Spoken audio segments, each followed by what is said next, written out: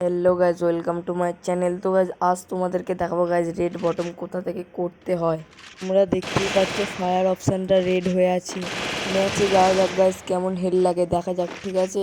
চলো গাইজ, ম্যাচে চলে এসেছি। আর গাইজ তোমাদের দেখাবো গাইজ MP40 কিভাবে হেডটা মারবো, ঠিক আছে গাইজ? বুঝতেই পারছো কিভাবে হেডটা মারবো গাইজ, দেখো। ও ভাই, অনলি রেড নাম্বার ভাই।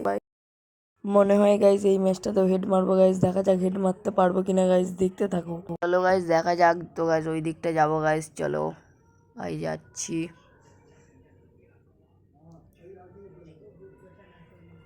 ও ভাই, এখানে একটা বান্দা, এখানে একটা। ও ভাই, অনলি রেড নাম্বার ভাই, প্রত্যেকটা রেড নাম্বার ভাই।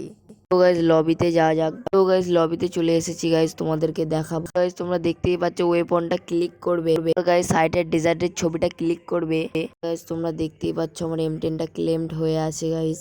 গাইজ তোমরা যদি M10 করতে চাও গাইজ, তোমাদের M10 নিয়ে বেশি খেলতে হবে।